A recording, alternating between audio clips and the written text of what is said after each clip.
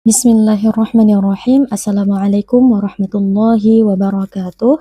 Alhamdulillah wassalatu wassalamu ala rasulillah amma ba'du. Selamat datang di Markas At-Thahirah bersama saya Yasmin Thahirah. Insyaallah di video ini kita akan membedah hukum-hukum tajwid yang terdapat di dalam surah Al-Mutaffifin ayat ke-22 sampai dengan ayat ke-26.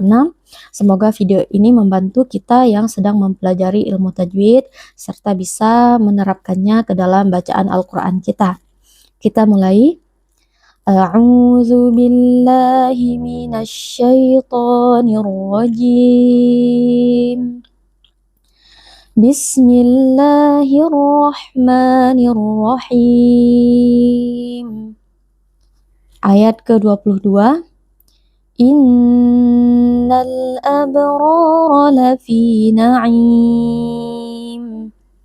Inna. Nah, di sini ada nun bertasydid, kita baca dengan berdengung. Innal abrara.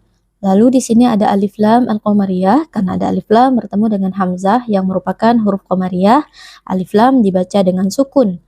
Innal abrara. Di sini ada qalqalah sughra karena ada huruf ba sukun yang merupakan huruf qalqalah.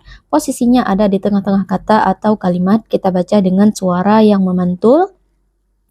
Innal abrara. Lalu di sini ada dua huruf ra. Nah, dua-duanya berharokat fathah, maka dua-duanya kita baca dengan tebal.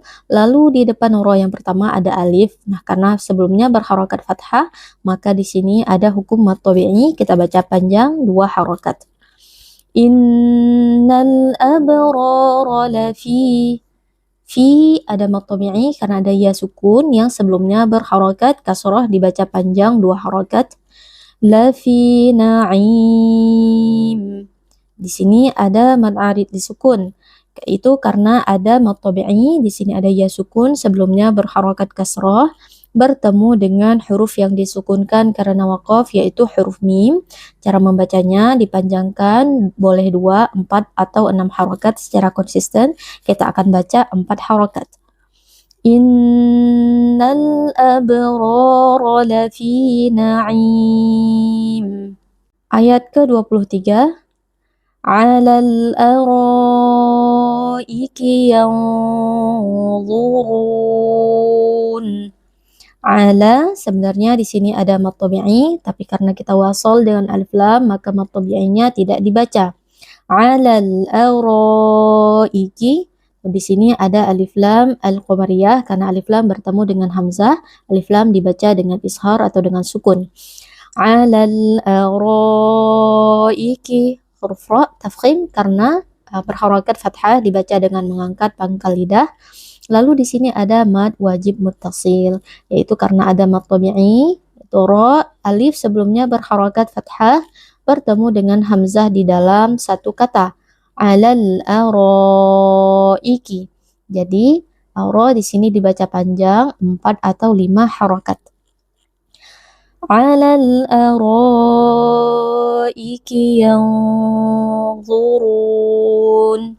Yanzurun di sini ada nun sukun bertemu dengan huruf dha, hukumnya adalah ikhfa hakiki. Cara membacanya, kita membaca nun dengan samar, bersiap-siap mengucapkan huruf dha. Lalu perlu diperhatikan karena di sini nun bertemu dengan huruf yang tebal yaitu huruf dha, maka ikhfanya ikut kita baca dengan tebal sambil mengangkat pangkal lidah. Yanzurun. Huruf dha, huruf tafkhim. Ra juga tafkhim yaitu tebal karena huruf ra di sini berharokat dhammah. Kemudian di akhir di sini ada mad arid disukun karena ada mad tabi'i waw sukun sebelumnya berharokat dhammah bertemu dengan huruf yang disukunkan karena waqaf yaitu huruf nun, maka dibaca panjang 2, 4 atau 6. Kita baca panjang 4 harokat.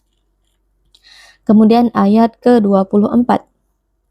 Ta'rifu fi wujuhihim nadratan na'im.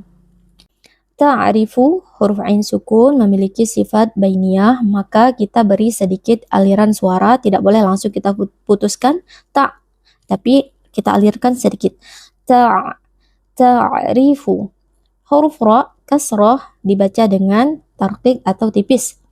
Ta'rifu fi ada mad tabi'i karena ada ya sukun sebelumnya berharakat, kasrah dibaca panjang 2 harakat. Ta'rifu fi wujuhihim. Wujuh di sini ada mad tabi'i yaitu ada waw sukun sebelumnya berharakat, dhammah dibaca panjang 2 harakat. Wujuhihim nadrata. Di sini ada mim sukun bertemu dengan huruf nun, hukumnya adalah izhar syafawi. Cara membacanya mim sukun dibaca dengan jelas tanpa berdengung. Wujuhihim nadrata. Huruf dot memiliki sifat rakhawah. Jadi ketika sukun, huruf dot kita berikan sedikit aliran suara. Jangan diputus, nadrata, atau jangan diqalqalahkan. Nadrata, ya, dia tidak memiliki sifat qalqalah. Jadi kita alirkan. Nadrata. Huruf ra, huruf tafkhim kita baca dengan mengangkat pangkal lidah karena di sini ra-nya berharakat fathah. Nadratan na'im. Nah, di sini ada alif lam syamsiah karena ada alif lam bertemu dengan huruf nun yang menjadi huruf syamsiah. Alif lam lebur ke dalam nun dan nun menjadi nun bertasydid, maka di sini kita baca dengan gunnah atau dengan dengung. Nadratan na'im. Na'im di sini ada mad arid disukun karena ada ya mad tabi'i yaitu ya sukun yang sebelumnya berharakat kasrah bertemu dengan huruf yang disukunkan karena waqaf. Kita baca di sini panjang 4 harakat. Ayat ke-25. Yusqawna min rahiqim makhtum. Yusqawna, huruf sin, huruf rokhawah, kita beri aliran suara dan juga aliran nafas karena dia merupakan huruf hams. Yusqawna, huruf qaf, huruf tebal, kita baca dengan mengangkat pangkal lidah. Yusqawna, di sini juga ada bacaan lin karena ada waw sukun sebelumnya berharakat fathah dibaca dengan lunak. Yusqawna min rahiqin. Lalu di sini ada nun sukun yang bertemu dengan huruf ra, hukumnya adalah idgham bila gunnah. Cara membacanya, nun sukun kita idghamkan atau kita masukkan ke dalam huruf ra sehingga huruf ra menjadi huruf bertasydid, lalu dibaca tanpa berdengung. Dan ra di sini karena berharakat fathah, kita baca tebal dengan mengangkat pangkal lidah. Yusqawna min rahiqim makhtum.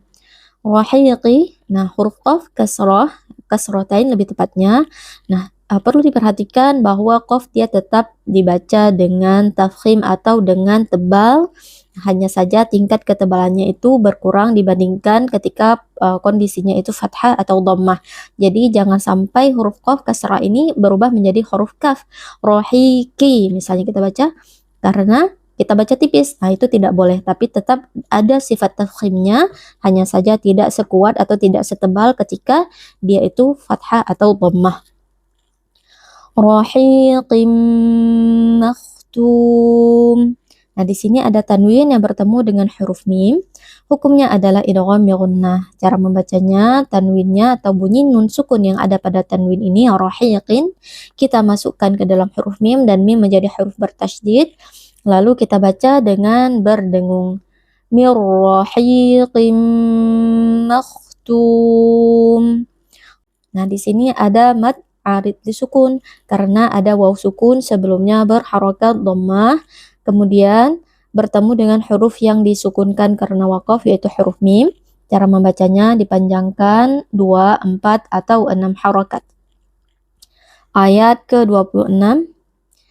Khitamuhu misk wa fi dzalika falyatanafasil mutanafisun. Khitamuhu sama seperti huruf qaf ya, huruf kha juga dia memiliki sifat tafkhim atau tebal. Jadi kita mengangkat sedikit pangkal lidah walaupun tidak setebal saat fathah atau saat dia itu dhammah. Khitamuhu ta mad tabi'i karena ada alif yang sebelumnya berharakat fathah dibaca panjang 2 harakat. Khitamuhu misk. Hu di sini ada mad silah qasirah karena ada ha dhamir hu yang huruf sebelumnya dan setelahnya berharokat dan juga huruf yang di depannya itu bukan hamzah. Jadi mad silah qasirah dibaca panjang 2 harokat. Wa fi ada mad tabi'i karena ada ya sukun sebelumnya berharokat kasrah dibaca panjang 2 harokat. Wa fi dzalika Dza ada mad tabi'i karena ada alif sebelumnya berharokat fathah dibaca panjang 2 harokat. Wa fi dzalika falyatana. Nah, di sini ada mad tabi'i karena ada alif sebelumnya berharokat fathah dibaca panjang 2 harokat. Falyatanafasil mutanafisun. Falyatanafasil, di sini ada alif lam qamariyah karena alif lam bertemu dengan huruf mim. Alif lam dibaca dengan sukun. Falyatanafasil mutana. Di sini ada mad tabi'i karena ada alif sebelumnya berharokat fathah dibaca panjang 2 harokat dan terakhir di sini ada mad arid disukun karena ada mad tabi'i yaitu waw sukun yang sebelumnya berharokat dhammah bertemu dengan huruf yang disukunkan karena waqaf yaitu huruf nun. Cara membacanya kita panjangkan 2, 4 atau 6 harakat. Di sini kita baca 4 harakat. Wa fi dzalika falyatanafasil mutanafisun. Kita ulangi sekali lagi. Bismillahirrahmanirrahim. Innal abrara lafi na'im 'alal araiki yanzurun ta'rifu fi wujuhihim nadratan na'im yusqawna min rahiqin khitamuhu misk wa fi dzalika falyatanafasil mutanafisun. Shadaqallahul azim. Demikian bedah tajwid yang terdapat di dalam surah Al-Mutaffifin ayat ke-22 sampai dengan ayat ke-26. Semoga video ini bermanfaat. Wassalamualaikum warahmatullahi wabarakatuh.